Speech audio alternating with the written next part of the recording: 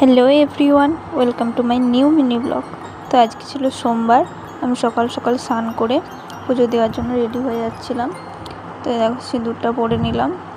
সিঁদুরটা পরে নেওয়ার পরে আসলে আমার বেলপাতা নিতে যাচ্ছিলো।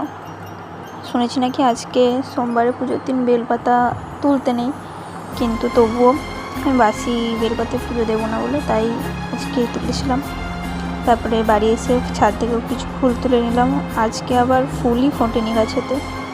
তারপরে ঠাকুরের সব কিছু গুছিয়ে নিয়ে পুজো করতে বসে গিয়েছিলাম।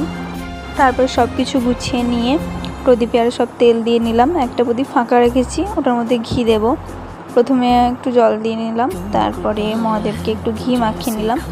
আসলে আজকে আমাদের এখানে যে দুধটা আসে সে সকালে আসেনি, তাই জন্য গঙ্গা জল আর জল দিয়ে স্নান করে নিলাম। তারপরে মহাদেবকে মুছিয়ে নিলাম, তারপরে সবাইকে পুজো দিয়ে নিচ্ছিলাম। তো আজকে এই পর্যন্ত, দেখা হচ্ছে নেক্সট